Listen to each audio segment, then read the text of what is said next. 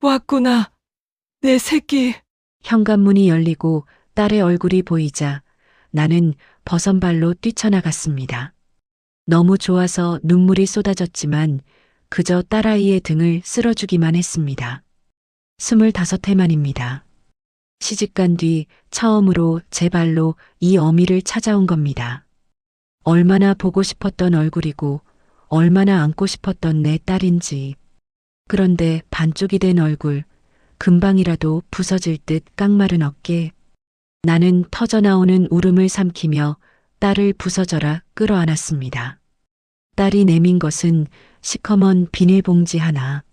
시어머니가 챙겨주셨어요.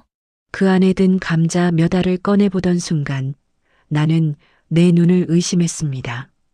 그리고 그것이 내 남은 인생 전부를 송두리째 뒤흔드는 시작이 될 줄은 꿈에도 몰랐습니다. 사연 시작 전에 무료로 할 수 있는 구독과 좋아요를 눌러주시면 제게 큰 힘이 됩니다. 가을 햇살이 유난히 따갑던 날이었습니다.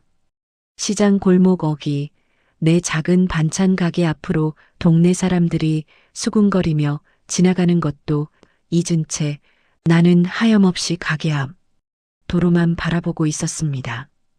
아침부터 심장이 쿵쾅거리고 손에 일이 잡히지 않았습니다.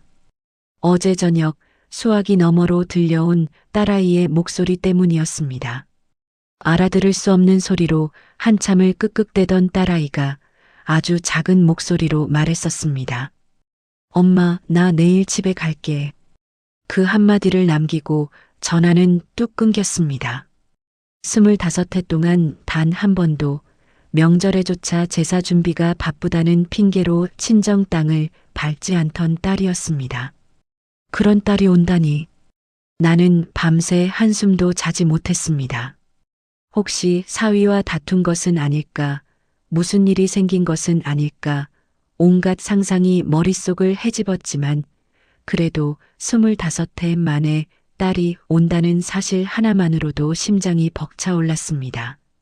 내가 지금 이른을 바라보는 나이니 딸 수진이가 벌써 48입니다. 23살 눈처럼 하얀 드레스를 입고 수줍게 웃던 내 딸의 모습이 아직도 눈앞에 선한데 시간은 참으로 무정했습니다. 강산이 2번하고도 반이나 변하는 세월 동안 나는 늘 딸을 그리워하며 살았습니다. 부잣집에 시집가서 고생 한 번 안 하고 호강하며 살 거라는 주변의 부러움 섞인 말들이 나에게는 유일한 위안이었습니다. 사돈댁은 대단한 재력가였고 사위인 강서방은 번듯한 사업체를 운영하는 사람이었으니까요. 시집간 딸은 도둑이라더니 전화 한 통 하기도 어려워하는 딸에게 서운한 마음이 들 때도 있었지만 그저 오죽 바쁘면 그럴까 시댁 눈치 보느라 힘들겠지 하고 스스로를 다독였습니다. 그렇게 나는 바보같이, 정말 바보같이 내 딸이 세상에서 가장 행복하게 살고 있을 거라 믿었습니다. 그때였습니다. 가게 앞 골목으로 익숙한 듯 낯선 택시 한 대가 멈춰 섰습니다. 그리고 차 문이 열리고 한 여자가 내렸습니다. 나는 맨발로 뛰쳐나갔습니다. 수진이었습니다. 내 딸 수진이. 수진아. 목이 메어 이름조차 제대로 부를 수 없었습니다. 딸은 나를 보고도 아무 말 없이 그저 금방이라도 쓰러질 것처럼 위태롭게 서 있기만 했습니다. 가까이 다가가 본 딸의 얼굴은 생기라고는 찾아볼 수 없을 만큼 푸석했고 양볼은 퀭하게 들어가 있었습니다. 예쁘기만 하던 눈은 초점을 잃은 채 겁에 질려 있었고 한때 옥굿을 굴러가는 소리 같다던 목소리는 다 갈라져 있었습니다. 엄마 그 한마디에 나는 와르르 무너져 내렸습니다. 왔구나. 내 새끼. 나는 터져나오는 울음을 참으려 입술을 깨물며 딸을 끌어안았습니다. 품에 안긴 딸의 몸은 앙상한 나뭇가지 같았습니다. 금방이라도 바스러질 듯 깡마른 어깨를 쓸어주는데 옷 너머로 뼈가 앙상하게 만져졌습니다. 세상에 밥은 먹고 다니는 거니? 이게 대체 무슨 꼴이야? 목구멍까지 차오른 말을 애써 삼켰습니다. 25해 만에 만난 딸에게 처음 건네는 말이 타박이 될 수는 없었으니까요.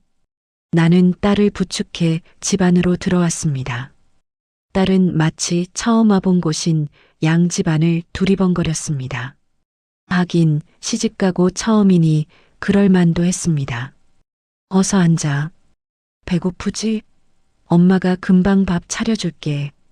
나는 일부러 더 부산을 떨며 부엌으로 향했습니다. 냉장고를 열어 가장 좋은 재료들을 꺼냈습니다. 딸이 좋아하던 갈치조림, 잡채, 그리고 어제 딸이 온다는 소식에 밤새 끓여둔 소고기, 묵국까지. 밥상을 차리는 내내 등 뒤에 앉은 딸의 기척에 온 신경이 곤두섰습니다. 아무 소리도 들리지 않았습니다. 그저 무거운 침묵만이 집안을 가득 채우고 있었습니다. 밥상을 들고 방으로 들어서자 딸은 여전히 그 자리에 못 박힌 듯 앉아 있었습니다. 수진아, 밥 먹자. 내가 좋아하는 걸로만 차렸어. 딸은 마지못해 밥상 앞에 앉았지만 숟가락을 들 생각조차 하지 못했습니다. 왜 안 먹어? 입에 안 맞아? 내 물음에 딸은 고개를 가로저으며 숟가락을 들었습니다. 하지만 밥 한 술을 입에 넣고는 금세 수저를 내려놓았습니다. 그 모습을 보는 내 속은 까맣게 타들어갔습니다. 대체 무슨 일이 있었기에 저 곱던 아이가 저렇게 변해버렸을까? 강서방과는 같이 안 온 거니? 묻고 싶은 말이 산더미 같았지만 꾹 참았습니다. 지금은 그저 딸아이를 따뜻한 아랫목에 누이고 푹 쉬게 해주고 싶을 뿐이었습니다. 그때 딸이 주섬주섬 옆에 두었던 시커먼 비닐봉지를 제 앞으로 내밀었습니다. 엄마, 이거 어머니가 주셨어. 사돈께서? 나는 의아한 마음에 봉지를 받아들었습니다. 묵직한 무게가 느껴졌습니다. 그래도 빈손으로 보내지는 않으셨구나.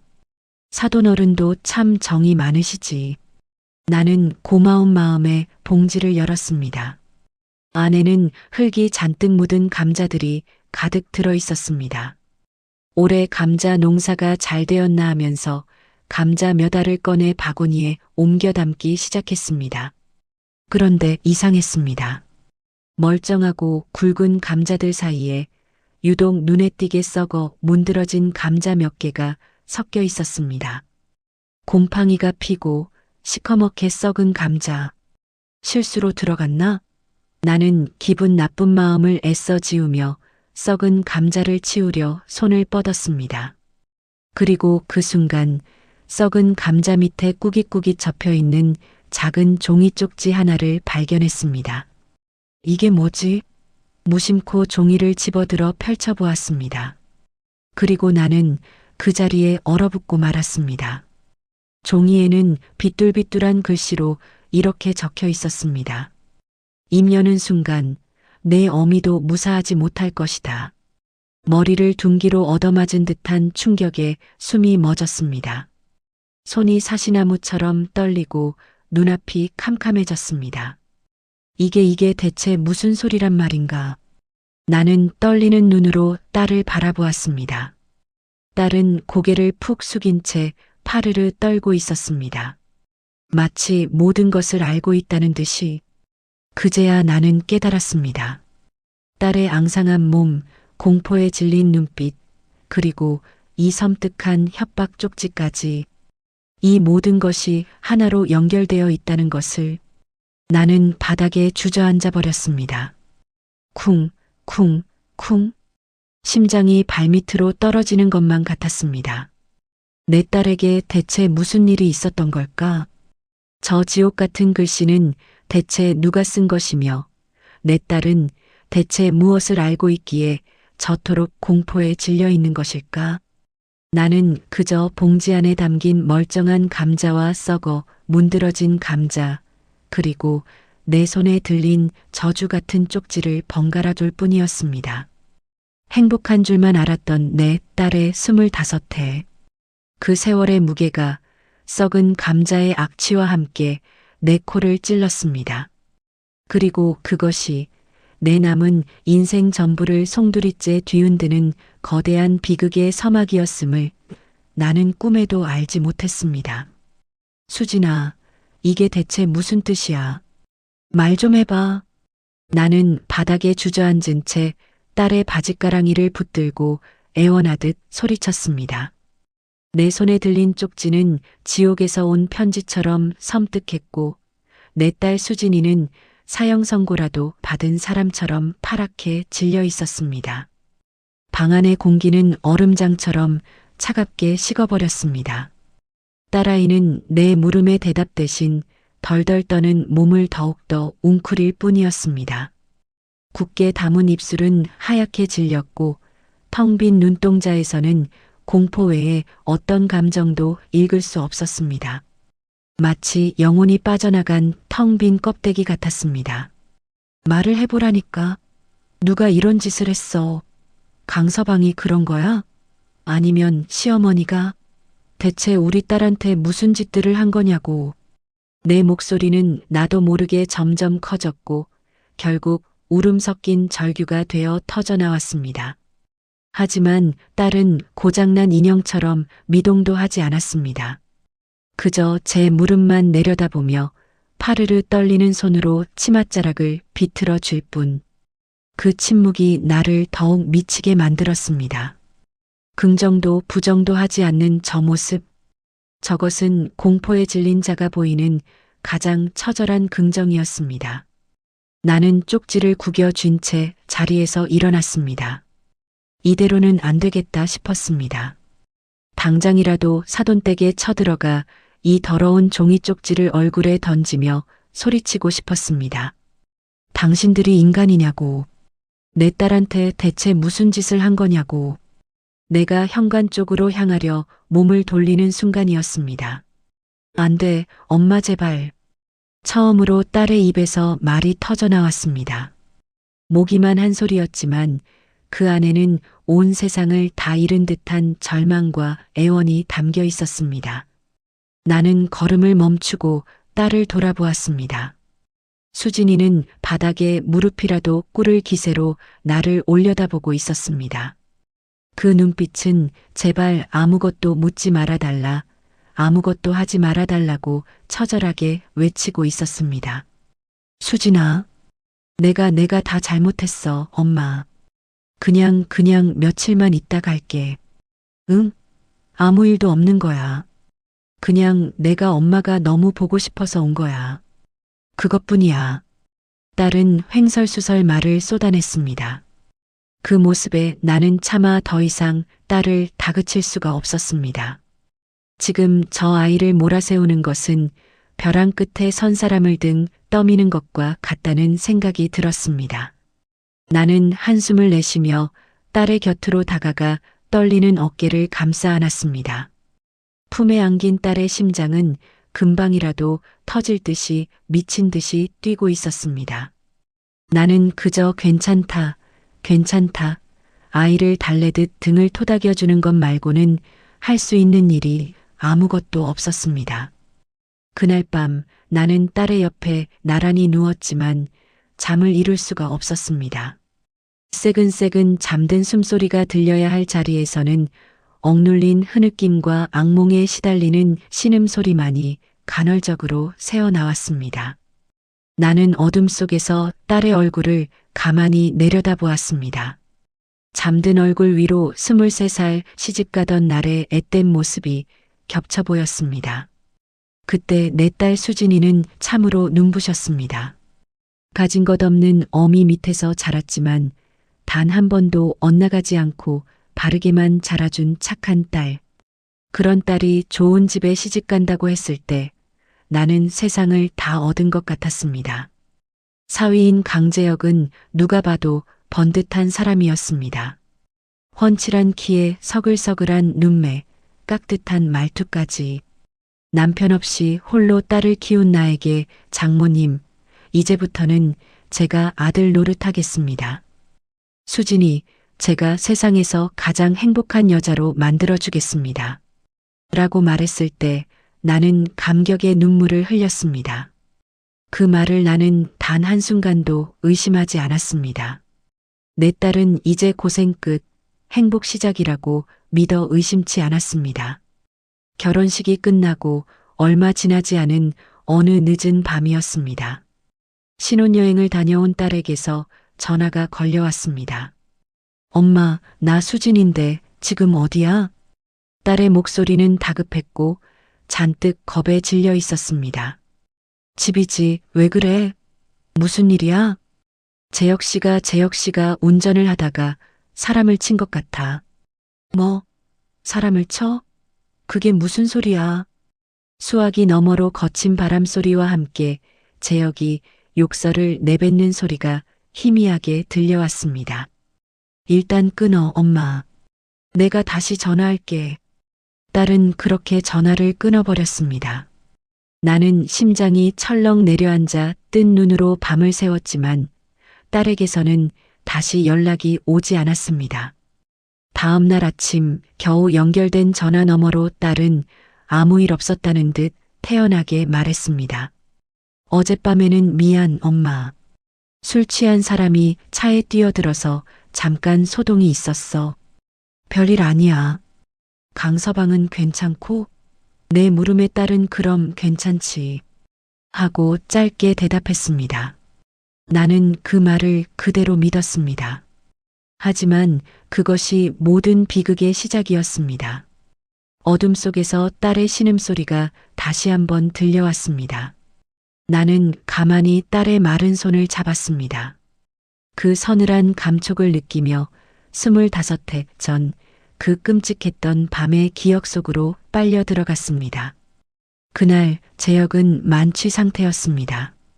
이제 막 결혼한 새신랑은 친구들과의 술자리에서 거나하게 취했고 수지는 그런 그를 대신해 운전대를 잡으려 했습니다. 하지만 재혁은 고집을 부렸습니다. 비켜, 내가 해. 이 정도 술 가지고 뭘 그래. 결국 재혁이 운전대를 잡았고 차는 비틀거리며 어두운 국도를 달리기 시작했습니다. 수지는 불안한 마음에 조수석에 앉아 안절부절 못했습니다. 그리고 일이 터진 것은 한순간이었습니다. 기익하는 날카로운 마찰음과 함께 차가 무언가를 들이받는 둔탁한 충격이 온몸으로 전해졌습니다. 방금 뭐였어? 사람 아니었어? 수진의 떨리는 물음에 재혁은 욕설을 내뱉으며 차에서 내렸습니다. 잠시 후 사색이 된 얼굴로 돌아온 재혁은 다급하게 외쳤습니다. 빨리 내려. 당장 내려서 나 좀 도와. 수진이 떨리는 다리로 차에서 내렸을 때 그녀의 눈에 들어온 것은 길가에 쓰러져 미동도 없는 한 남자와 산산조각 난 자전거였습니다. 그리고 그 주변으로 붉은 피가 흥건하게 번지고 있었습니다. 어떻게 빨리 병원에 신고해야. 수진의 말이 채 끝나기도 전에 재혁의 손바닥이 세차게 날아와 그녀의 뺨을 후려쳤습니다. 미쳤어? 신고. 너랑 나랑 다 끝장나고 싶어. 재혁은 짐승처럼 으르렁거리며 쓰러진 남자를 질질 끌어 기렵 숲을 속으로 던져버렸습니다. 그리고는 찌그러진 차 앞부분을 발로 몇 번 걷어차고 수진의 팔을 거칠게 잡아끌어 차에 태웠습니다. 오늘 일 단 한마디라도 새어나가면 넌 내 손에 죽을 줄 알아. 내 엄마, 내 친정 싹 다 망하게 해줄 테니까. 알았어? 수진은 공포에 질려 고개만 끄덕일 수밖에 없었습니다. 그날 이후 다정했던 강재혁은 사라졌습니다. 대신 그의 자리에는 악마가 들어앉았습니다.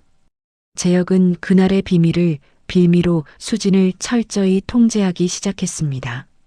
친정과의 통화는 그의 감시하에 이루어졌고 외출은 꿈도 꿀 수 없었습니다. 작은 실수라도 하면 어김없이 그날 밤의 일이 언급되며 폭언과 폭행이 이어졌습니다. 내가 입만 다물면 돼. 그러면 너는 계속 이 집 사모님으로 사는 거고 내 엄마도 시장 바닥에서 편하게 장사할 수 있는 거야. 그런데 내가 만약 딴 생각을 품는다?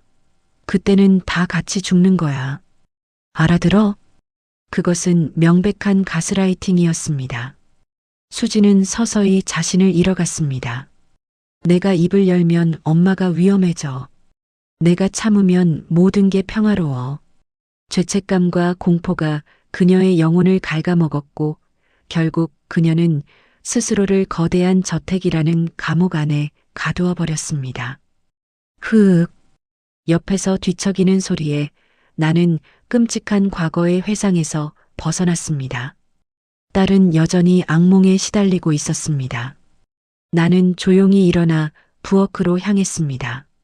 차가운 물을 한 잔 들이켜고 나서야 미친 듯이 뛰던 심장이 조금 진정되는 것 같았습니다. 그리고 내 눈에 들어온 것은 식탁 위에 놓인 검은 비닐봉지였습니다. 나는 봉지 안을 들여다보았습니다. 멀쩡한 감자들 사이에 섞여 있는 썩은 감자. 그리고 그 밑에 깔려있던 저주 같은 쪽지.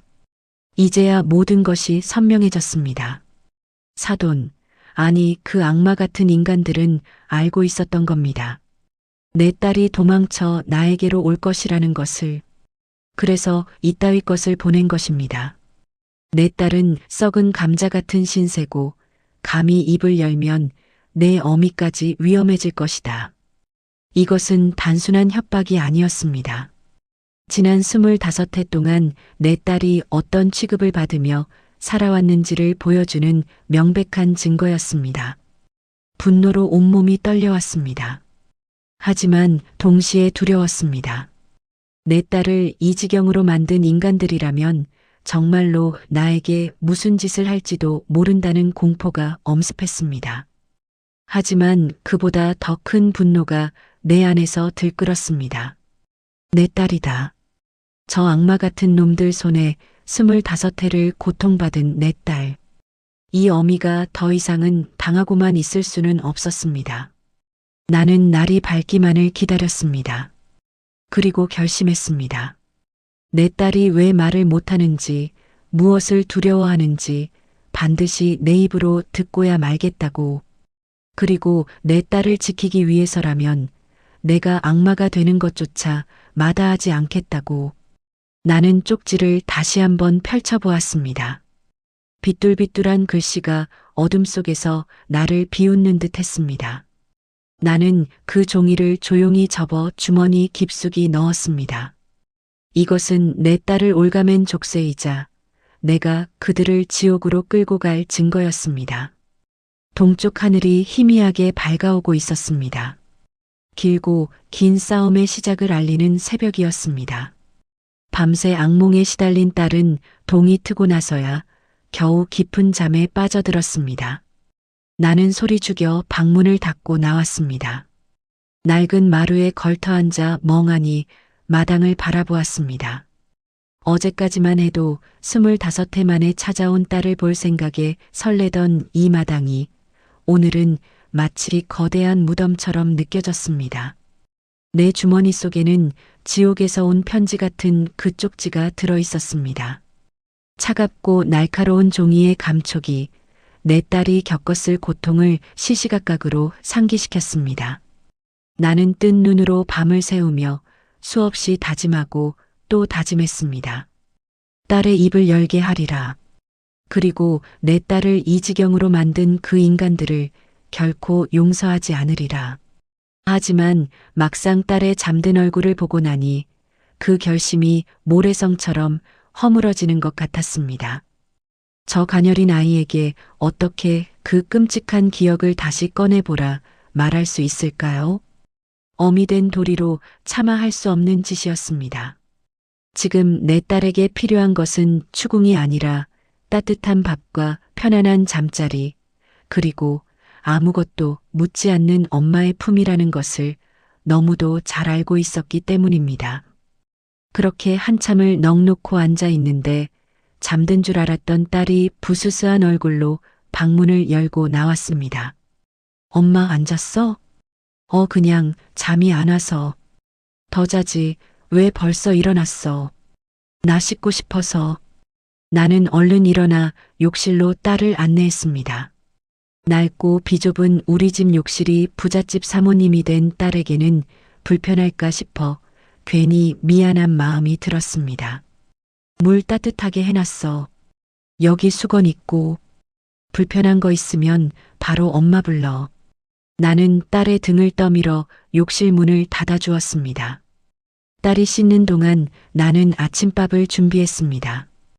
어제 제대로 먹지 못한 딸을 위해 갓 지은 쌀밥에 뜨끈한 묵국, 그리고 짭짤한 생선구이를 준비했습니다.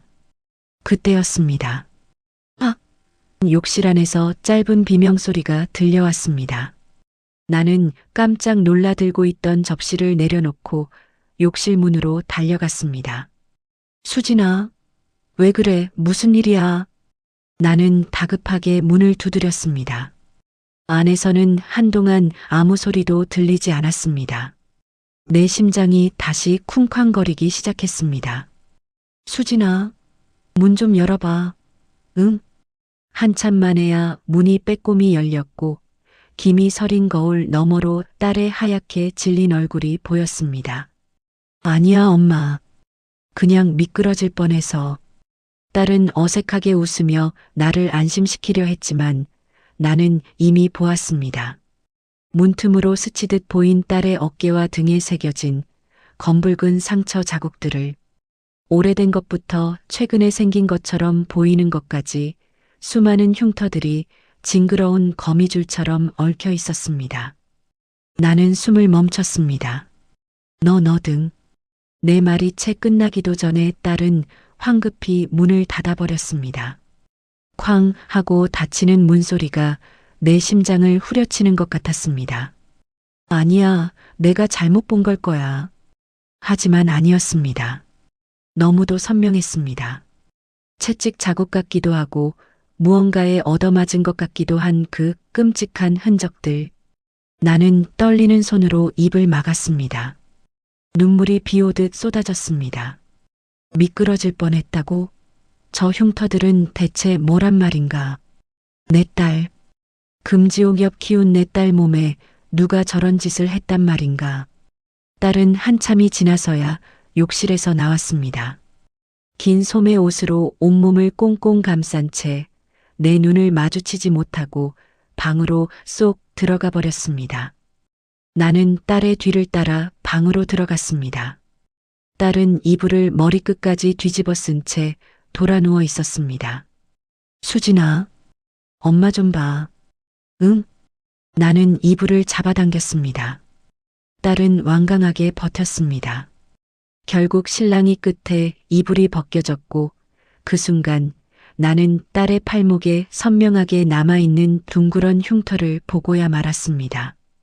담뱃불로 지진 듯한 끔찍한 모양의 흉터였습니다. 이건 뭐야? 내 목소리는 형편없이 갈라졌습니다. 딸은 비명을 지르며 자신의 팔을 감싸 안았습니다. 보지 마. 보지 말란 말이야. 이게 대체 뭐냐고 물었어. 이수진. 나는 처음으로 딸에게 소리를 질렀습니다. 내 고함 소리에 딸의 몸이 경풍을 일으킨 듯 움찔 떨렸습니다. 그리고는 본물 터지듯 울음을 쏟아내기 시작했습니다. 서러운 울음이 아니었습니다. 온몸이 찢겨나가는 듯한 처절한 통곡이었습니다. 나는 그 자리에 주저앉아 통곡하는 딸의 등을 그저 끌어안는 것밖에는 할 수가 없었습니다. 내 딸이 지난 25해 동안 지옥 속에서 살았다는 것을 나는 그제야 온몸으로 깨달았습니다. 딸은 꼬박 하루를 더 울다 지쳐 잠들었습니다. 나는 잠든 딸의 곁을 지키며 밤새 그 아이의 옷가지를 정리했습니다. 시집갈 때 해준 낡은 트렁크 하나에 담겨온 딸의 세가는 초라하기 짝이 없었습니다. 값비싼 옷가지 하나 없이 낡고 해진 옷 몇 벌이 전부였습니다. 그런데 옷을 개키던 내 손에 이상한 것이 걸렸습니다. 옷 안감, 교묘하게 꿰매놓은 실밥을 뜯어내자 그 안에서 비닐에 꽁꽁 싼 무언가가 나왔습니다. 조심스럽게 비닐을 펼치자 그 안에서 나온 것은 잘게 찢어진 종이 조각들과 작은 사진 몇 장이었습니다. 나는 떨리는 손으로 종이 조각들을 맞추어 보기 시작했습니다. 그것은 병원에서 발급된 진단서였습니다. 상기 환자는 다발성 타박상 및 늑골 골절이 의심되며 우측 고막 파열 소견 알아볼 수 있는 단어들만 조합해봐도 이것이 얼마나 끔찍한 폭행의 증거인지 알 수 있었습니다. 하지만 진단서의 날짜는 모두 몇 년 전의 것들이었고 환자의 이름은 교묘하게 찢겨나가 있었습니다. 그리고 함께 들어있던 사진들. 사진 속에는 시퍼렇게 멍이 든 팔과 다리, 피딱지가 앉은 입술이 찍혀 있었습니다. 누구의 것인지 말하지 않아도 알 수 있었습니다. 바로 내 딸 수진이의 모습이었습니다. 나는 입술을 깨물었습니다. 눈물이 나오지도 않았습니다. 슬픔을 넘어선 분노가 내 머리끝까지 치솟아 올랐습니다. 내 딸은 저 지옥 속에서 혼자 싸우고 있었던 겁니다. 맞고 부서지고 찢어지면서도 언젠가 벗어날 나를 위해 이렇게 필사적으로 증거를 모으고 있었던 겁니다. 그 누구에게도 말 못하고 이 어미에게조차 기댈 수 없었던 내 딸.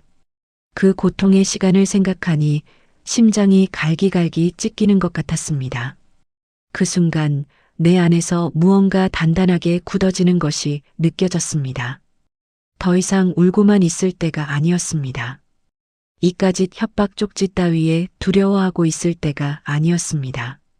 이것은 단순한 부부싸움이나 가정불화가 아니었습니다. 명백한 범죄였습니다. 내 딸의 인생을 25해 동안이나 송두리째 짓밟은 용서받지 못할 범죄. 나는 딸의 머리맡에 찢어진 진단서 조각과 사진들을 가지런히 내려놓았습니다. 그리고 내 주머니 속에 있던 협박 쪽지를 꺼내 그 옆에 나란히 놓았습니다.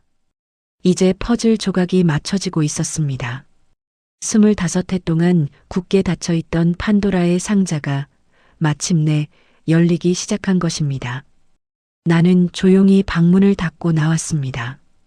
더 이상 두렵지 않았습니다. 슬픔은 분노가 되었고 분노는 차가운 결심이 되어 내 온몸을 지배했습니다. 이제 내가 무엇을 해야 하는지 분명해졌습니다. 내 딸을 대신해 내가 싸워야 했습니다.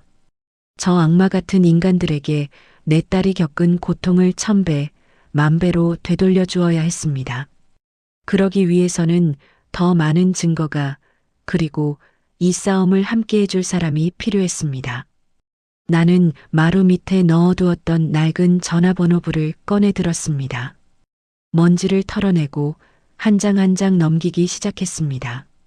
내 기억이 맞다면 분명히 여기에 있을 것이었습니다. 불의를 보면 참지 못하고 약한 자의 편에 서주었던 그 사람. 내 딸을 이 지옥에서 구해줄 유일한 동아줄이 되어줄 그 사람의 이름이.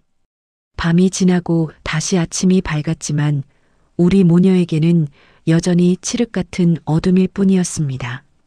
딸은 며칠째 제대로 먹지도 잠들지도 못했습니다. 그저 멍하니 창밖을 보거나 인기척이라도 들리면 소스라치게 놀라 방문을 걸어 잠그기 일쑤였습니다. 그런 딸의 모습을 지켜보는 내 속은 시커멓게 타들어가 잿가루가 되는 것 같았습니다. 내 딸을 저렇게 만든 그 인간들을 당장이라도 찾아가 갈기갈기 찢어 죽이고 싶었지만 나는 꾹 참았습니다. 지금 내가 흥분해서 날뛰는 것은 저들의 뜻대로 놀아나는 것일 뿐 아무것도 해결할 수 없다는 것을 알기 때문이었습니다. 나는 딸의 곁을 묵묵히 지켰습니다. 따뜻한 밥을 차려 머리맡에 놓아주고 밤새 끙끙 앓는 딸의 등을 쓸어주었습니다. 아무것도 묻지 않았습니다. 그저 내가 내 곁에 있다. 이제는 혼자가 아니다. 라는 것을 온몸으로 보여주고 싶었습니다. 그렇게 며칠이 흘렀을까? 그날도 나는 부엌에서 딸이 먹을 죽을 쓰고 있었습니다. 그때 등 뒤에서 조용한 목소리가 들려왔습니다. 엄마, 수진이었습니다. 나는 천천히 뒤를 돌아보았습니다. 딸은 부엌 문턱에 기대선 채 위태로운 눈빛으로 나를 바라보고 있었습니다. 며칠 사이 딸의 얼굴은 더욱 반쪽이 되어 있었습니다. 왜 뭐 먹고 싶은 거 있어? 나는 애써 아무렇지 않은 척 물었습니다. 딸은 천천히 고개를 가로저었습니다. 그리고는 결심한 듯 떨리는 목소리로 입을 열었습니다. 엄마, 나 이제 더는 못 버티겠어. 그 한마디에 나는 들고 있던 국자를 떨어뜨렸습니다. 땡그랑 하고 바닥에 부딪히는 쇳소리가 유난히 크게 울렸습니다. 딸은 바닥에 주저앉아 얼굴을 감싸 쥐고 오열하기 시작했습니다. 25해 동안 억눌러왔던 모든 서름과 고통, 공포가 한꺼번에 터져나온 듯한 울음이었습니다. 나는 딸의 곁으로 다가가 아무 말 없이 등을 쓸어주었습니다. 한참을 그렇게 울던 딸은 마침내 지옥 같았던 지난 세월의 이야기를 하나씩 아주 천천히 꺼내놓기 시작했습니다. 딸의 이야기는 충격적이었습니다. 25해 전 그 끔찍했던 뺑소니, 사고부터 그것을 빌미로 시작된 강제역의 폭행과 협박, 그리고 교묘한 가스라이팅까지 딸은 모든 것을 털어놓았습니다. 그 사람은 악마였어, 엄마. 처음에는 내가 입을 열면 엄마랑 우리 집안을 가만두지 않겠다고 협박했어. 가진 것 없는 우리를 망하게 하는 건 그 사람한테는 일도 아니었으니까. 나는 엄마가 다칠까봐 너무 무서웠어. 나는 딸의 손을 셔츠 소매 위로 쓰다듬으며 아무 말 없이 고개를 끄덕였습니다. 그날 이후로 모든 게 변했어. 밖에도 마음대로 나갈 수 없었고 엄마랑 통화하는 것도 그 사람이 옆에서 다 듣고 있었어. 조금이라도 내가 다른 말을 할까봐. 수진이는 말을 잇지 못하고 다시 어깨를 들썩였습니다. 그러다 점점 폭행이 심해졌어. 처음에는 손으로 때리더니 나중에는 골프채며 재떨이며 손에 잡히는 건 뭐든지 집어던졌어. 내가 아파서 소리를 지르면 그 사람은 웃으면서 말했어. 내가 다 자초한 거야. 내가 그날 밤 그 일만 제대로 잊었어도 이런 일은 없었을 거 아니야. 다 널 위해서 이러는 거라고. 나는 이를 악물었습니다. 턱이 부서져라 어금니를 꽉 깨물지 않으면 당장이라도 비명을 지르며 뛰쳐나갈 것 같았습니다. 내 딸에게 그런 짓을 내 귀한 딸에게. 나중에는 나도 내가 이상해지는 것 같았어. 그 사람이 하도 그러니까 정말 모든 게 내 탓인 것만 같았어. 내가 조금만 더 참으면, 내가 더 조심하면 그 사람이 다시 예전처럼 다정하게 돌아올 거라고 믿었어. 그 사람은 틈만 나면 말했거든. 내가 너 얼마나 사랑하는지 알지? 다 너 잘 되라고 이러는 거야. 너는 나 없으면 아무것도 아니잖아. 그 말이 독처럼 내 몸에 퍼져서 나는 정말 그 사람 없이는 살 수 없는 바보가 되어버렸어. 내 딸은 스스로를 바보라고 칭했지만 나는 알고 있었습니다. 이것이 얼마나 잔인하고 교묘한 방법으로 한 사람의 영혼을 파괴하는 짓인지를. 그것은 명백한 범죄였습니다. 수진이는 셔츠 소매를 걷어 올렸습니다. 며칠 전 문틈으로 보고 차마 제대로 볼 수 없었던 그 끔찍한 흉터들이 고스란히 드러났습니다. 담뱃불 자국, 칼에 베인 듯한 자상, 그리고 알 수 없는 모양의 오래된 흉터들이 딸의 하얀 팔에 지도처럼 새겨져 있었습니다. 이건 내가 다른 남자라도 만나는 거 아니냐면서 자기 눈앞에서 담뱃불로 지진 자국이야. 그리고 이건 내가 감히 자기 말을 거역했다고 재떨이를 던져서 생긴 상처고. 딸은 무덤덤하게 마치 남의 이야기를 하듯 자신의 몸에 새겨진 고통의 역사를 설명했습니다. 나는 차마 그 상처들을 똑바로 쳐다볼 수가 없었습니다. 눈물이 앞을 가려 모든 것이 흐릿하게 보였습니다. 그런데 엄마, 나 이제 정말 도망치고 싶었어. 그래서 몇 년 전부터 몰래 증거를 모으기 시작했어. 맞고 나면 몰래 병원에 가서 진단서를 끊고 들킬까봐 잘게 찢어서 옷안감에 숨겼어. 멍든 곳도 다른 사람이 못 보게 숨어서 사진으로 찍어두고 언젠가는 이 지옥에서 벗어날 수 있을 거라고 믿으면서 딸은 울먹이며 내 얼굴을 보았습니다. 그러다 며칠 전에 그 사람이 또 나를 때렸어. 그런데 이번에는 정말 죽을 것 같았어. 이대로 있다가는 정말 맞아 죽겠구나 싶어서 그래서 그냥 무작정 도망친 거야. 엄마한테 가면 살 수 있을 것 같아서. 나는 딸을 끌어안고 한참을 울었습니다. 미안하다, 내 딸아. 이 어미가 아무것도 모르고 너를 그 지옥에 혼자 두어서 정말 미안하다. 수천 번, 수만 번을 사죄해도 모자랄 것이었습니다. 하지만 울고만 있을 수는 없었습니다. 이제는 내가 정신을 차려야 했습니다. 이 모든 고통의 사슬을 내 손으로 끊어내야 했습니다. 나는 눈물을 닦고 자리에서 일어났습니다. 그리고 안방으로 들어가 낡은 서랍장 맨 밑에서 작은 수첩과 펜을 꺼내왔습니다. 수진아. 나는 딸의 앞에 앉아 수첩을 펼쳤습니다. 다시 한 번만 엄마한테 전부 다 얘기해 줄 수 있겠니? 아주 작은 것 하나라도 괜찮아. 생각나는 대로 전부 다. 수진이는 의아한 눈으로 나를 바라보았습니다. 이걸 왜 기록해야 한다. 내가 겪은 모든 것을 하나도 빠짐없이. 그래야 그놈들을 벌할 수 있어. 이건 그냥 넘어갈 일이 아니야, 수진아. 이건 명백한 범죄고 그놈들은 반드시 죗값을 치러야만 해. 내 단호한 목소리에 딸의 눈빛이 흔들렸습니다. 하지만 이내 결심한 듯 천천히 고개를 끄덕였습니다. 그날부터 나는 딸의 증언을 받아 적기 시작했습니다. 언제, 어디서, 어떻게 맞았는지, 그때 그 인간이 무슨 말을 했는지, 주변에 다른 사람은 없었는지, 아주 사소한 것 하나까지도 놓치지 않고 꼼꼼하게 기록했습니다. 딸은 고통스러운 기억을 다시 꺼내는 것을 힘들어했지만 나를 보며 꿋꿋하게 버텨주었습니다. 딸의 증언을 기록하며 나는 몇 번이고 펜을 부러뜨릴 뻔했습니다. 치밀어 오르는 분노를 억누르기가 너무도 힘들었습니다.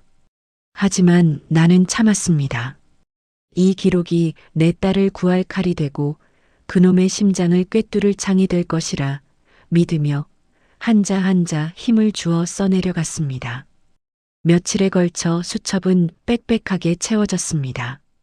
그것은 한 여자가 지난 25해 동안 겪은 고통의 연대기이자 악마의 범죄를 낱낱이 고발하는 고발장이었습니다.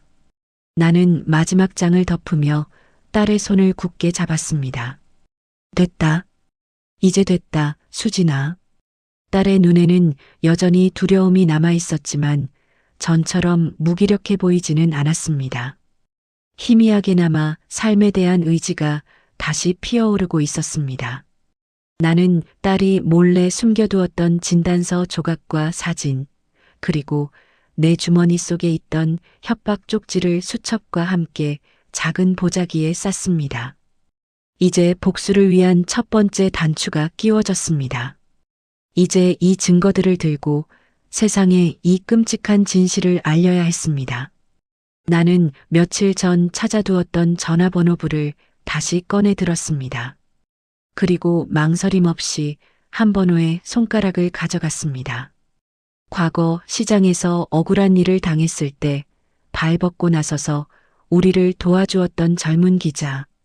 이제는 어엿한 중견 기자가 되어 있을 그 사람.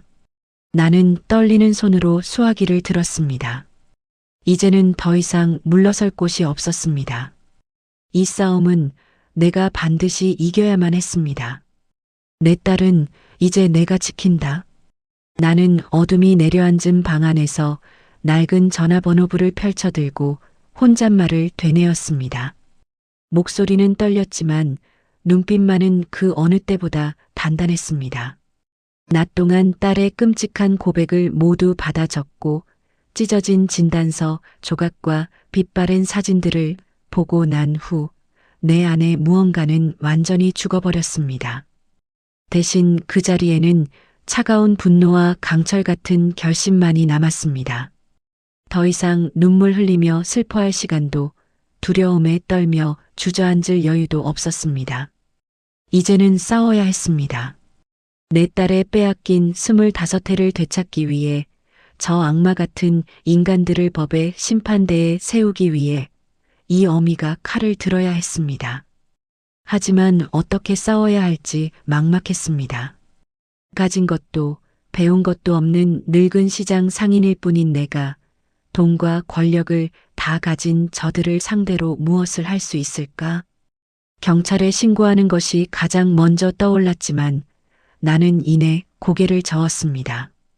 그놈이 저지른 뺑소니는 이미 공소시효가 한참 지났고 지난 25해 동안의 폭행은 가정사라는 이름 아래 묻혀버릴 가능성이 컸습니다. 오히려 신고했다가 증거 불충분으로 풀려나기라도 한다면 그놈의 보복은 상상조차 하기 싫을 정도로 끔찍할 것이었습니다. 내 딸은 다시 그 지옥으로 끌려가게 될 테고 어쩌면 나조차 무사하지 못할지도 모릅니다. 그래서 나는 다른 길을 찾아야 했습니다. 저들의 추악한 민낯을 세상 모든 사람이 알게 만드는 것. 여론이라는 거대한 힘을 빌려 저들이 가진 돈과 권력으로도 막을 수 없는 심판을 받게 하는 것. 바로 언론이었습니다. 나는 낡은 전화번호부의 기억자부터 한 장 한 장 넘기기 시작했습니다. 손끝이 떨렸지만 눈은 매섭게 한 이름만을 찾고 있었습니다. 김, 민, 준. 10수년도 더 지난 일이었습니다. 그때 나는 시장 상인의 총무를 맡고 있었습니다. 구청에서 일방적으로 시장 현대화 사업을 밀어붙이며 우리 같은 가난한 상인들을 길거리로 내쫓으려 했을 때였습니다. 우리는 구청 앞에서 머리를 싸매고 시위를 했지만 아무도 우리의 목소리를 들어주지 않았습니다. 그때 어디선가 나타난 젊은 기자가 있었습니다. 그는 며칠 밤낮으로 우리 곁을 지키며 이야기를 들어주었고 억울한 사연을 기사로 써서 세상에 알렸습니다. 그의 기사 덕분에 여론이 움직였고 결국 구청은 무리한 사업을 철회해야만 했습니다. 그 기자의 이름이 바로 김민준이었습니다. 그는 떠나면서 내게 자신의 연락처를 꼭 쥐어주며 말했었습니다. 어머니, 또 억울한 일 당하시면 언제든 연락 주십시오. 제가 힘이 되어드리겠습니다. 과연 그가 아직도 나를 기억할까? 여전히 기자를 하고 있을까? 수많은 의문이 머릿속을 스쳤지만 지푸라기라도 잡는 심정으로 그의 이름을 찾아 헤맸습니다. 그리고 마침내 낡아서 누렇게 변색된 페이지 한 구석에서 김민준 기자라는 이름과 낯익은 번호를 발견했습니다. 나는 심호흡을 한번 하고 떨리는 손으로 수화기를 들었습니다. 그리고 앉아 번호를 눌렀습니다. 길고 긴 연결음이 내 심장을 옥죄는 것 같았습니다. 제발, 제발 받아라. 속으로 수없이 외쳤습니다. 포기하려던 순간 수화기 너머에서 낯설지만 무게감 있는 중년 남성의 목소리가 들려왔습니다. 여보세요. 저 혹시 김민준 기자님 되십니까? 네, 맞습니다만. 누구시죠? 기억하실지 모르겠습니다. 저는 예전에 남부시장에서 반찬 가게를 하던 박정심이라고 합니다. 수화기 너머로 잠시 침묵이 흘렀습니다. 역시 나를 기억하지 못하는구나. 실망감이 밀려오던 순간 그가 하는 짧은 탄성과 함께 말했습니다. 아, 어머니. 물론 기억하죠. 그럼요. 박정심 총무님. 잘 지내셨어요? 그게 벌써 몇 년 전입니까? 나는 그의 목소리를 듣는 순간 나도 모르게 눈물이 핑 돌았습니다. 그가 나를 기억해주고 있었습니다. 네, 기자님. 잘 지내셨지요? 그럼요. 저는 잘 지냅니다. 그런데 어쩐 일이세요, 어머니? 목소리가 많이 안 좋으십니다. 무슨 일 있으시죠? 그의 예리한 질문에 나는 잠시 망설였습니다. 이 모든 이야기를 전화로 다 털어놓아도 될까? 하지만 그의 목소리에는 나를 걱정하는 진심이 담겨 있었습니다. 기자님, 제가 드릴 말씀이 있습니다. 혹시 아주 잠시만이라도 시간을 내주실 수 있겠습니까? 내 목소리는 형편없이 떨렸고 금방이라도 울음이 터져 나올 것 같았습니다. 내 절박함이 전해졌던 걸까요? 그는 한치의 망설임도 없이 말했습니다. 물론입니다, 어머니. 제가 어머니 계신 곳으로 찾아뵙겠습니다. 내일 오후 2시 괜찮으시겠습니까? 네네, 감사합니다. 정말 감사합니다, 기자님. 전화를 끊고 나서도 나는 한참 동안 수화기를 내려놓지 못했습니다. 희망이라는 것이 보이기 시작했습니다. 어쩌면, 정말 어쩌면 내 딸을 구할 수 있을지도 모른다는 작은 희망. 나는 그날 밤 잠든 딸의 곁에서 다시 보자기를 펼쳤습니다. 딸의 고통이 담긴 수첩, 찢어진 진단서 조각들, 멍든 몸을 찍은 사진들, 그리고 저주 같은 협박 쪽지까지. 나는 이 증거들을 김민중 기자에게 어떻게 설명해야 할지 머릿속으로 수없이 되뇌었습니다. 감정에 호소해서는 안 된다. 최대한 냉정하고 논리적으로 이 사건이 얼마나 끔찍하고 잔인한 범죄인지를 설득해야 한다. 나는 밤새 사건의 전말을 시간 순서대로 정리하고 각 증거가 무엇을 의미하는지 메모를 작성했습니다. 마치 거대한 전쟁을 앞둔 장수처럼 비장한 마음으로 모든 것을 준비했습니다. 다음 날 나는 시장에 나가는 대신 집에서 김민중 기자를 기다렸습니다. 딸에게는 잠시 볼 일이 있어 손님이 올 거라고만 둘러댔습니다. 딸은 여전히 불안해했지만 전처럼 나를 말리지는 않았습니다. 약속 시간이 다가올수록 심장이 미친 듯이 뛰었습니다. 과연 그는 내 편이 되어줄까? 그의 눈에 이것이 그저 시시한 가정사로 비치지는 않을까? 만약 그가 내 부탁을 거절한다면 나는 이제 어떻게 해야 하나? 온갖 불안한 생각들이 꼬리에 꼬리를 물고 피어올랐습니다. 정확히 오후 2시 현관문에서 초인종 소리가 울렸습니다. 나는 마른 침을 삼키고 문을 열었습니다. 문 밖에는 세월의 흔적이 엿보이는, 하지만 여전히 날카로운 눈빛을 간직한 중년의 남자가 서 있었습니다. 김민중 기자였습니다. 어머니, 저 왔습니다. 그는 나를 보며 희미하게 웃어 보였습니다. 나는 그를 집 안으로 안내했습니다. 작은 거실에 마주 앉았지만 나는 쉽게 입을 뗄 수가 없었습니다. 김민중 기자는 그런 나를 재촉하지 않고 조용히 기다려 주었습니다. 한참의 침묵 끝에 나는 준비해둔 보자기를 그의 앞에 펼쳐 놓았습니다. 기자님, 이건 제 딸의 25회입니다. 나는 떨리는 목소리로 입을 열었습니다. 그리고 지난 며칠간 정리했던 모든 이야기를, 내가 기록했던 모든 사실을 그에게 털어놓기 시작했습니다. 이것은 내 딸을 구하기 위한 마지막 희망이자 지옥 같은 복수의 서막이었습니다. 작은 거실에 무거운 침묵이 흘렀습니다. 내 앞에 앉은 김민중 기자의 시선은 내가 펼쳐놓은 낡은 보자기, 그 안에 담긴 내 딸의 25회 고통의 증거들에 고정되어 있었습니다.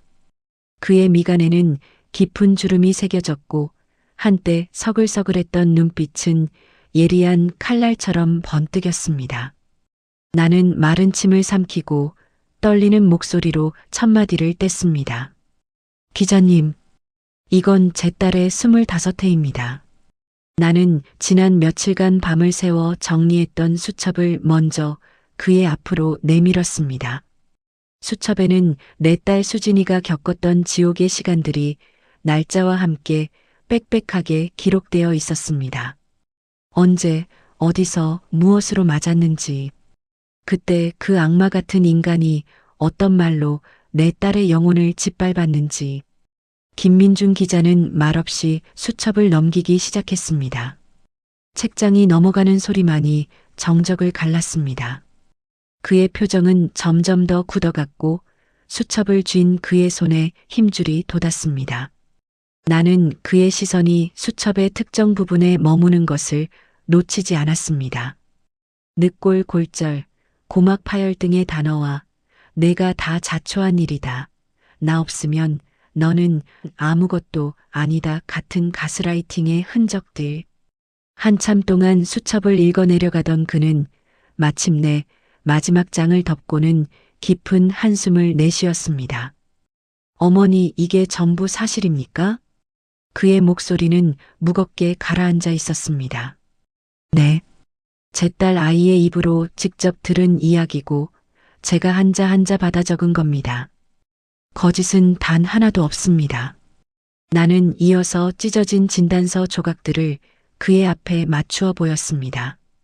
비록 환자의 이름과 날짜의 일부는 찢겨나갔지만 다발성 타박상, 안화, 골절 같은 끔찍한 단어들은 그 자체로 명백한 폭행의 증거였습니다. 그리고 빛바랜 사진들, 시퍼렇게 멍이 든 팔과 다리, 터져서 피딱지가 앉은 입술. 그는 사진 한 장 한 장을 유심히 들여다보며 입술을 깨물었습니다. 마지막으로 나는 모든 비극의 시작과 끝을 알리는 두 개의 증거를 그의 앞에 내려놓았습니다. 검은 비닐봉지에서 나왔던 저주 같은 협박 쪽지와 25해 전 내 딸이 겪었던 뺑소니, 살인 사건에 대한 기록이었습니다. 모든 것은 25년 전 제 딸이 결혼하고 얼마 지나지 않아 시작되었습니다. 사위놈이 강재혁 그 인간이 음주운전으로 사람을 치어 죽였습니다. 제 딸이 그 옆에 타고 있었고요. 김민중 기자의 눈이 커졌습니다. 살인이라고요? 네. 당시 제 딸이 저에게 전화를 걸어 사람이 다쳤다고 했지만 그 후로 아무 일 없었다는 말만 믿었습니다. 하지만 그게 아니었습니다. 그놈은 쓰러진 사람을 병원으로 옮기는 대신 수풀 속에 유기하고 증거를 인멸했습니다. 그리고 제 딸에게 이 사실을 발설하면 저와 제 딸 모두를 가만두지 않겠다고 협박하기 시작했습니다. 나는 잠시 말을 멈추고 숨을 골랐습니다. 감정이 북받쳐 오르는 것을 억지로 눌렀습니다. 지금은 눈물을 보일 때가 아니었습니다. 그날 이후로 그 뺑소니는 제 딸의 목에 채워진 족쇄가 되었습니다. 그놈은 그 비밀을 빌미로 지난 25년 동안 제 딸을 폭행하고 감금하고 철저하게 외부와 단절시켰습니다. 그리고 이 쪽지 이건 며칠 전 제 딸이 도망쳐 나왔을 때 사돈이란 작자가 감자봉지에 넣어 보낸 겁니다. 입 열면 어미도 무사하지 못할 것이다. 이 말은 저들이 이 모든 사실을 알고 있으며 지금도 제 딸을 협박하고 있다는 명백한 증거입니다. 모든 설명을 마친 후 다시 한번 침묵이 찾아왔습니다. 김민중 기자는 팔짱을 낀 채 눈을 감고 있었습니다. 그의 얼굴에는 고뇌와 분노가 뒤섞여 있었습니다. 나는 그의 입이 열리기를 초조하게 기다렸습니다. 만약 그가 여기서 외면한다면 내 마지막 희망은 물거품이 되는 것이었습니다. 한참의 시간이 흐른 후 그가 마침내 입을 열었습니다. 어머니, 이건 정말 엄청난 사건입니다. 하지만 솔직히 말씀드리면 쉽지 않은 싸움이 될 겁니다. 그의 말에 심장이 쿵 내려앉았습니다. 강재혁 그 사람, 지금 언론계에서도 상당히 영향력이 있는 인물입니다. 여러 언론사에 광고를 집행하는 큰손이고 이미지 관리에도 아주 능한 사람으로 알려져 있습니다. 섣불리 건드렸다가 역풍을 맞을 수도 있습니다. 그리고 25년 전 사건은 이미 공소시효가 지났습니다. 지금 와서 그 죄를 물을 수는 없습니다. 결국 우리가 기댈 수 있는 건 그 이후에 벌어진 지속적인 폭행과 협박, 즉 현재 진행형 범죄라는 것뿐입니다. 어머님께서 모아두신 이 증거들이 물론 중요하지만 저쪽에서는 교묘하게 빠져나갈 겁니다. 쌍방 폭행이었다거나 정신적으로 불안정한 아내의 망상이라거나 온갖 더러운 방법으로 진실을 왜곡하려 들 겁니다. 그의 말은 지극히 현실적이었고 날카로운 비수가 되어 내 가슴에 박혔습니다. 하지만 나는 포기할 수 없었습니다. 기자님, 나는 그의 눈을 똑바로 쳐다보며 말했습니다. 저도 압니다. 계란으로 바위치기라는 것을요. 하지만 기자님, 저는 지금 제 딸의 목숨을 걸고 이 자리에 앉아 있습니다. 나는 감정에 호소하지 않으려 했지만 목소리가 떨리는 것은 어쩔 수 없었습니다. 저는 그저 한 개인의 억울함을 풀어달라고 제 사적인 복수를 도와달라고 비는 것이 아닙니다. 이것은 돈과 권력 뒤에 숨어 한 사람의 인생을 25년 동안이나 짓밟은 추악한 범죄입니다. 이런 일이 다시는 이 땅에서 일어나지 않도록 숨겨진 진실을 세상에 알려주십시오. 저는 기자님이 과거에 어떤 분이셨는지 똑똑히 기억합니다. 약자의 목소리에 귀 기울여 주셨던 유일한 분이셨습니다. 제발 제발 제 딸 아이의 마지막 희망이 되어 주십시오. 내 말이 끝나자 김민중 기자는 말없이 자리에서 일어나 창밖을 바라보았습니다. 그의 넓은 등이 무척이나 고뇌에 차 보였습니다. 나는 숨죽여 그의 다음 말을 기다렸습니다. 그리고 잠시 후 그가 몸을 돌려 나를 보며 말했습니다.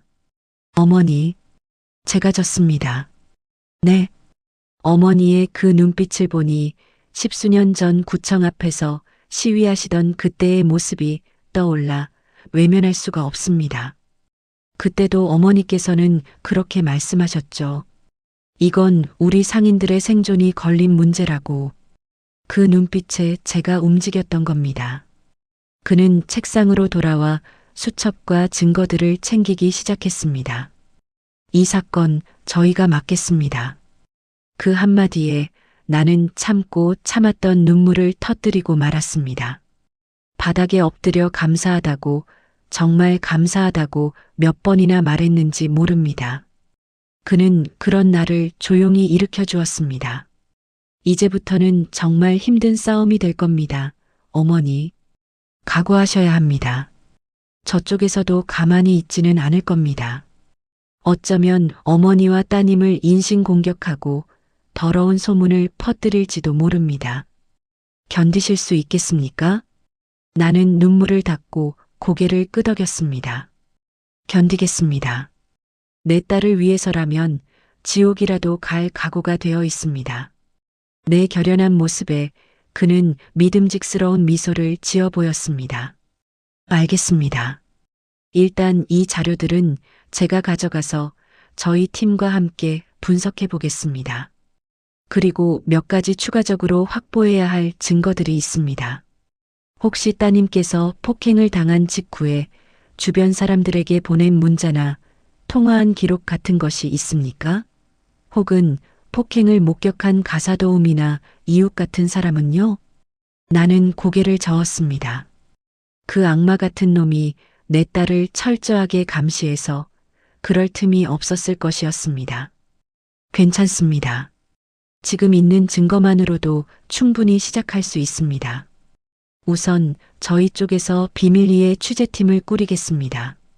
그리고 강재혁이라는 인물의 주변을 샅샅이 파헤쳐 볼 겁니다. 분명히 다른 약점도 있을 겁니다.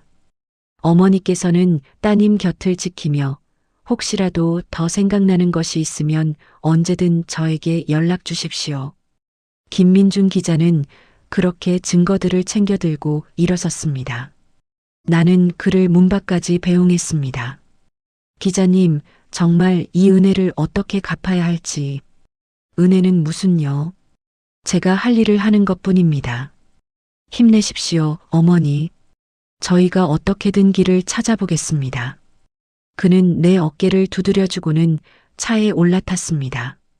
나는 그의 차가 골목 끝으로 사라질 때까지 그 자리에 서서 하염없이 바라보았습니다. 드디어 거대한 톱니바퀴가 움직이기 시작했습니다. 이제 정말 돌이킬 수 없는 강을 건넜습니다. 두려움보다는 비장함이 앞섰습니다. 집으로 돌아오자 딸이 불안한 눈빛으로 나를 맞았습니다. 엄마, 누구야? 무슨 일이야? 나는 딸의 손을 굳게 잡았습니다. 수진아, 이제 괜찮아. 엄마가 이제 다 해결할 거야. 우리 딸, 이제 아무 걱정하지 마. 내 말에 딸은 영문을 모르겠다는 표정을 지었지만 나는 더 이상 설명하지 않았습니다. 이제 이 싸움은 오롯이 나의 몫이었습니다. 나는 창밖을 보았습니다. 저 어둠의 끝에 반드시 새벽이 오리라는 것을 믿었습니다. 내 딸의 25해를 앗아간 저 악마들에게 반드시 지옥을 선물해 주리라.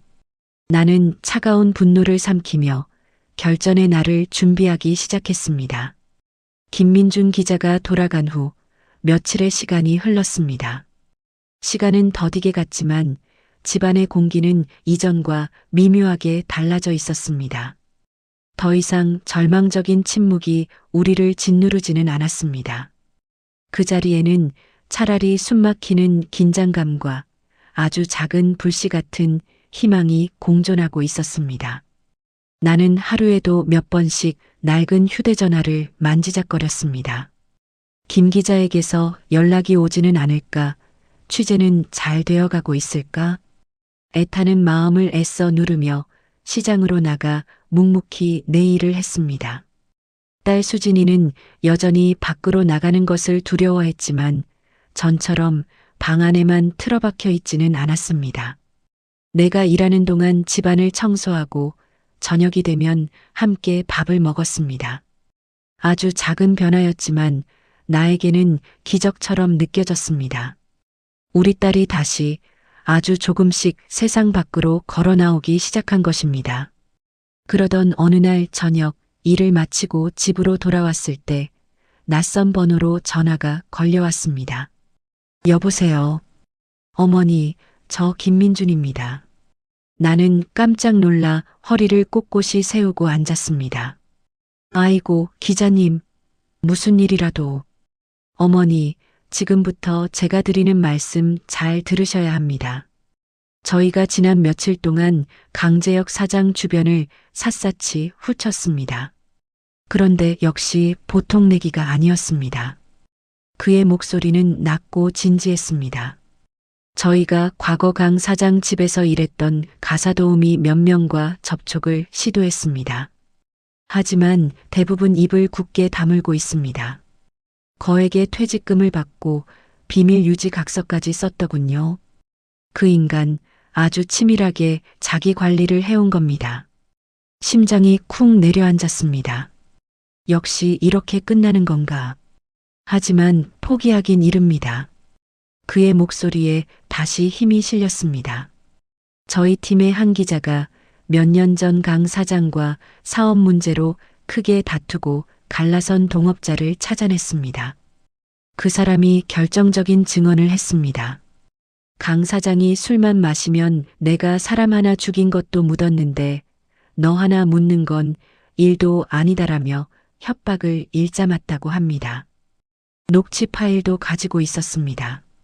세상에, 나는 입을 틀어막았습니다. 그리고 더 있습니다. 저희가 강 사장의 과거 행적을 추적하던 중 아주 오래전에 그의 비서로 일했던 한 여성을 찾아냈습니다. 그 여성 역시 강 사장에게 상습적인 폭행과 성추행을 당했지만 보복이 두려워 신고하지 못했다고 합니다. 지금은 저희의 설득 끝에 익명으로 증언을 해주기로 했습니다. 어머니께서 주신 자료들과 이 증언들을 합치면 충분히 파급력 있는 기사를 만들 수 있습니다. 나는 전화기를 붙잡고 눈물을 흘렸습니다. 감사합니다, 기자님. 정말 감사합니다. 어머니, 이제 시작입니다. 저희는 내일 저녁 메인 뉴스 시간을 통해 이 모든 사실을 보도할 예정입니다. 아마 방송이 나가고 나면 세상이 발칵 뒤집힐 겁니다. 강재혁 사장 측에서도 온갖 방법으로 반격해 올 겁니다. 마음 단단히 먹으셔야 합니다. 네, 각오하고 있습니다. 얼마든지요. 그리고 따님께는 미리 말씀을 드리는 게 좋을 것 같습니다. 방송을 보고 충격을 받을 수도 있으니 어머니께서 곁을 지켜주십시오. 알겠습니다, 기자님. 전화를 끊고 나는 한참 동안 멍하니 앉아 있었습니다. 드디어 올 것이 온 것입니다. 내일 저녁, 내 딸의 25회 고통이 세상에 알려지는 날, 나는 조용히 딸의 방으로 들어갔습니다. 딸은 창밖을 보며 무언가 생각에 잠겨 있었습니다. 수진아, 딸은 천천히 나를 돌아보았습니다. 내일 저녁 뉴스에 내 이야기가 나올 거야. 딸의 눈이 커졌습니다. 놀람과 두려움이 뒤섞인 눈빛이었습니다. 엄마 정말? 응. 이제 곧 모든 게 끝날 거야. 그놈, 이제 더는 너를 괴롭히지 못할 거야. 나는 딸의 손을 굳게 잡았습니다. 딸은 아무 말 없이 내 손을 마주 잡았습니다. 그 손은 여전히 떨리고 있었지만 전처럼 차갑지는 않았습니다. 다음 날 저녁, 우리 모녀는 나란히 앉아 텔레비전 앞에 앉았습니다. 심장이 터질 것처럼 뛰었고 손에서는 땀이 났습니다. 저녁 8시, 익숙한 시그널 음악과 함께 메인 뉴스가 시작되었습니다. 그리고 몇 번째 꼭지였을까?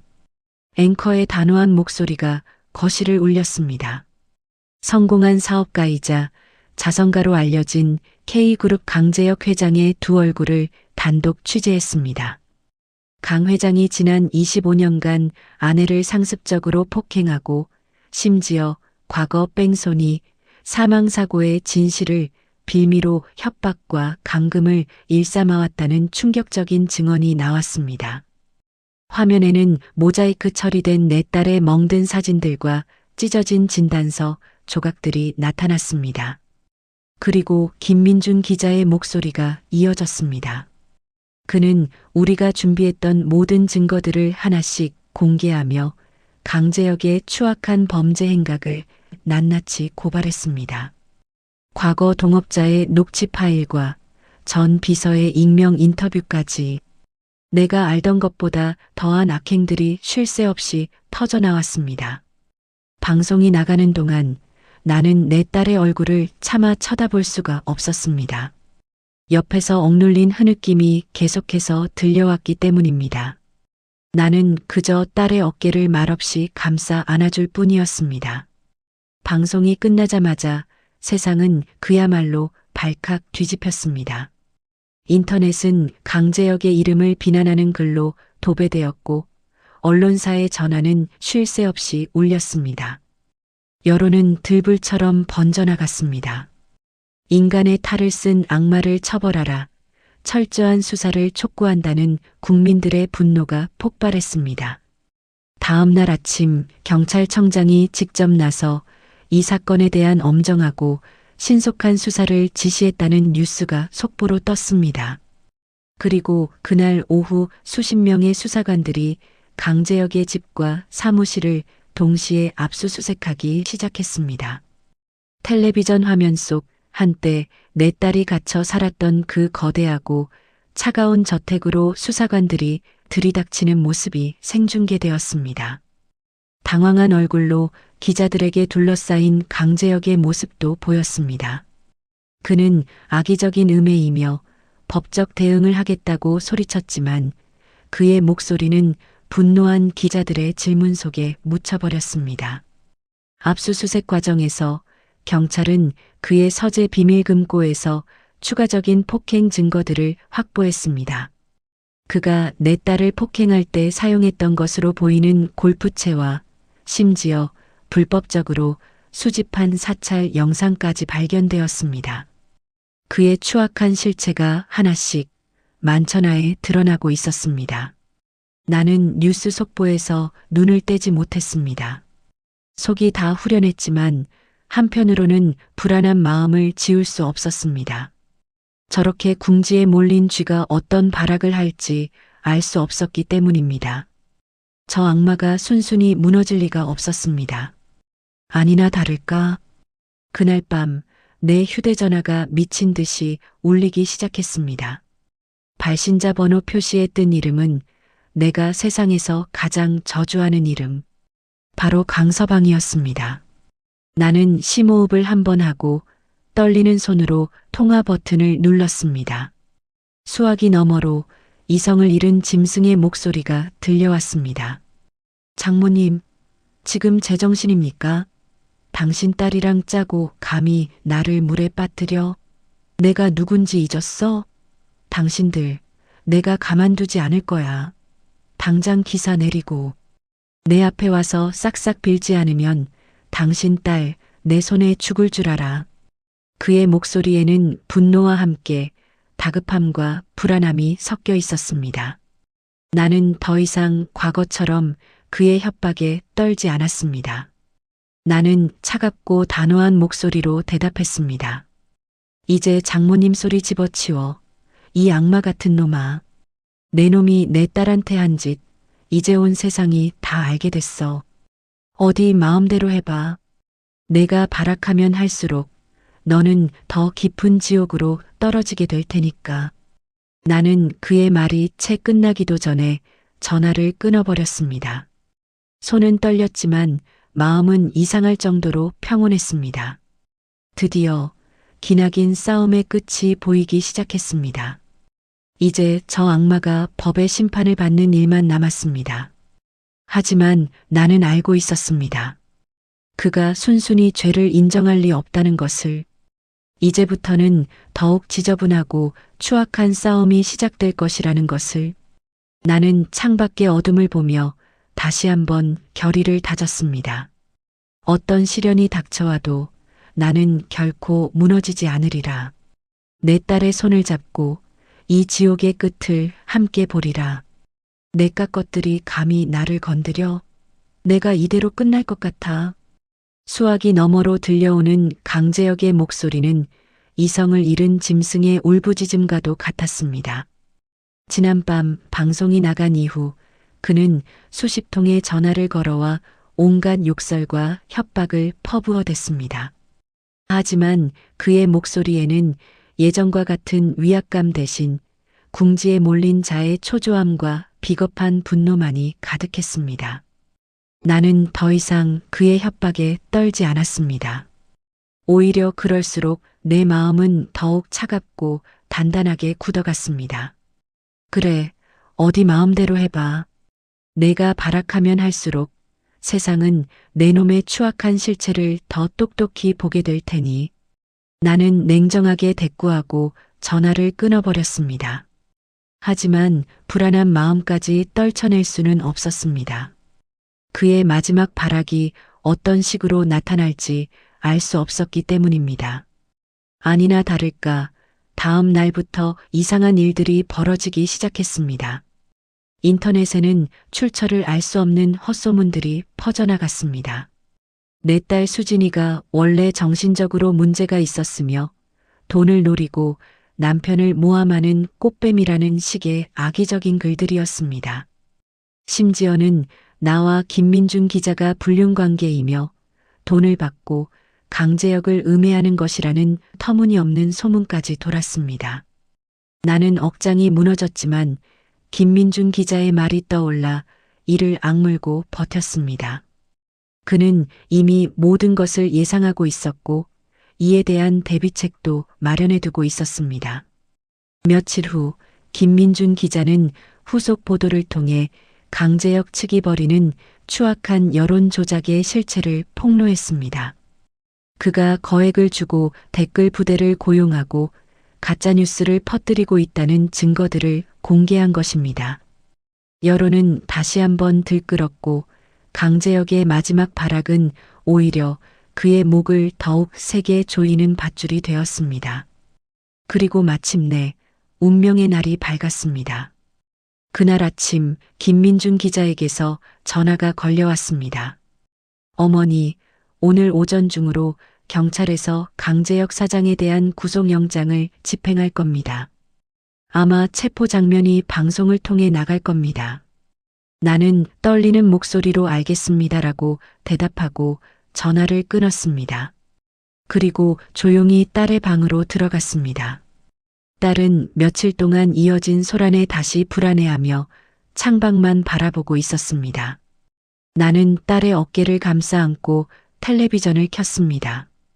오전 11시 모든 방송 채널에서 긴급 속보가 떴습니다. 화면에는 강재혁의 회사 사옥 앞이 비쳤고 수많은 기자들과 경찰들로 인산인해를 이루고 있었습니다. 잠시 후 건물 안에서 형사들에게 양팔을 붙들린 채 끌려 나오는 강재혁의 모습이 나타났습니다. 한때 세상을 호령하던 그의 얼굴은 초췌했고 눈은 핏발이 서 있었습니다. 그는 기자들을 향해 무언가 소리치려 했지만 그의 입은 형사들의 손에 막혔습니다. 그리고 그의 두 손에 차가운 쇠고랑이 채워지는 순간 나는 숨을 멈췄습니다. 내 옆에 있던 딸 수진이의 입에서 나지막한 신음이 터져 나왔습니다. 나는 딸을 끌어안았습니다.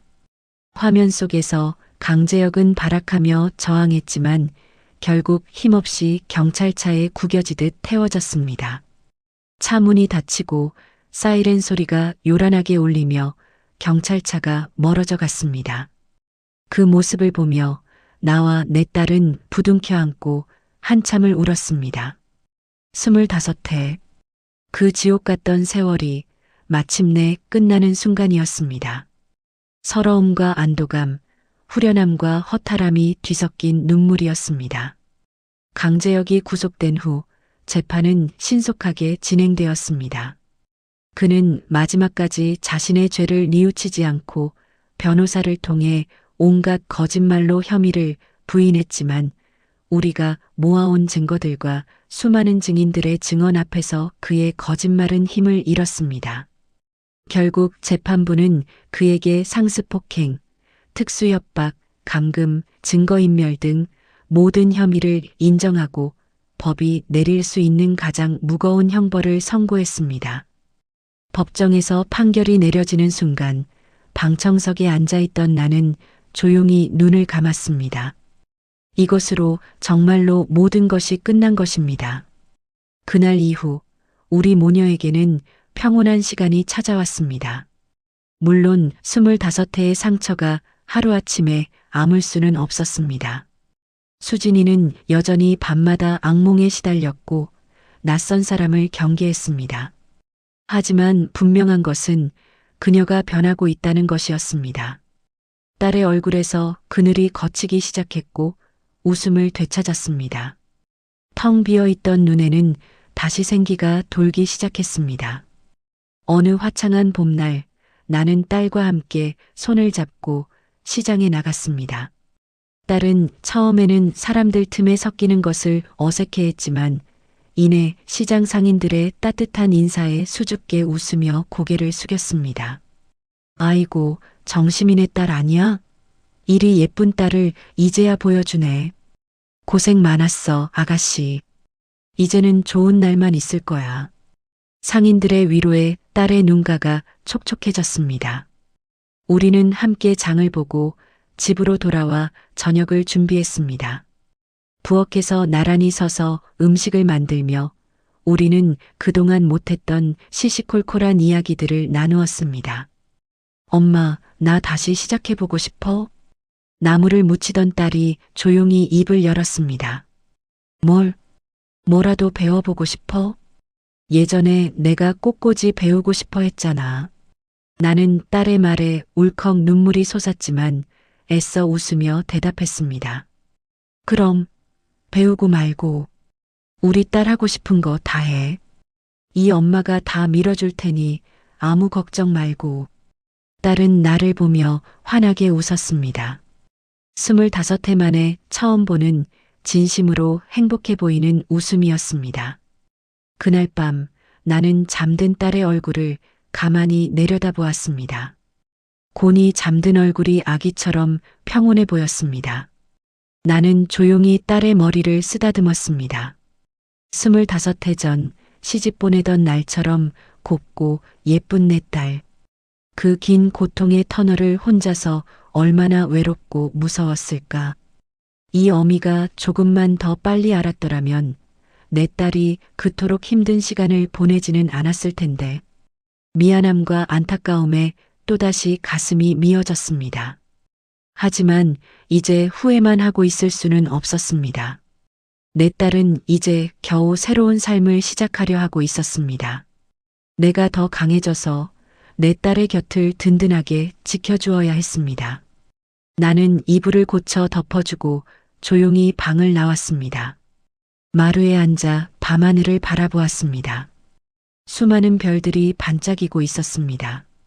그날 썩은 감자 봉지 속에서 발견했던 그 저주 같은 쪽지는 제 인생을 송두리째 뒤흔들었습니다.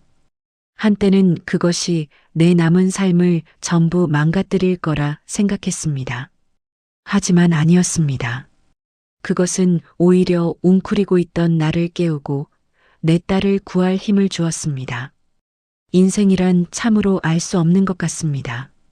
가장 깊은 절망 속에서 가장 찬란한 희망의 불씨가 피어오르기도 하니까요. 여러분이라면 그 절망의 순간에 어떤 선택을 하셨을까요? 저는 이제 압니다. 내 곁에 사랑하는 딸이 있고 우리가 함께라면 그 어떤 시련도 이겨낼 수 있다는 것을. 찢어졌던 편지는 다시 붙일 수 없겠지만 상처난 마음은 서로를 보듬으며 아물어갈 것입니다. 오늘 밤 남겨진 국화 한 송이처럼 시들었던 내 딸의 마음에 드디어 따스한 봄이 찾아오고 있었습니다. 이 이야기는 지옥 같은 고통 속에서도 결코 꺼지지 않는 모성애의 위대함, 그리고 진실을 향한 작은 용기가 어떻게 한 사람의 인생을 구원할 수 있는지를 보여주고 있습니다. 박정심 여사와 딸 이수진 씨의 이야기는 우리에게 많은 것을 생각하게 합니다. 우리 삶에는 때로 외면하고 싶은 고통과 너무 늦게 알아차린 후회의 순간들이 있기 마련입니다. 어쩌면 우리는 가장 가까운 이의 아픔을 모르고 지나치고 있을지도 모릅니다. 혹은 수진 씨처럼 말하지 못할 비밀을 품은 채 홀로 고통받고 있을 수도 있죠. 하지만 중요한 건 진실을 마주했을 때 우리가 어떤 선택을 하느냐입니다. 과거는 바꿀 수 없지만 용기를 내어 내딛는 한 걸음이 미래를 바꿀 수 있으니까요. 어쩌면 여러분의 따뜻한 관심과 용기 있는 한마디가 누군가에게는 절망의 늪에서 빠져나올 동아줄이 될지도 모릅니다. 오늘 이야기가 여러분의 마음에 작은 위로와 용기가 되었기를 바랍니다. 앞으로도 여러분의 마음을 울리는 다양한 이야기로 찾아뵙겠습니다. 여러분의 하루가 따뜻한 위로로 가득하길 바랍니다. 채널 구독과 좋아요도 잊지 말고 꼭 부탁드립니다.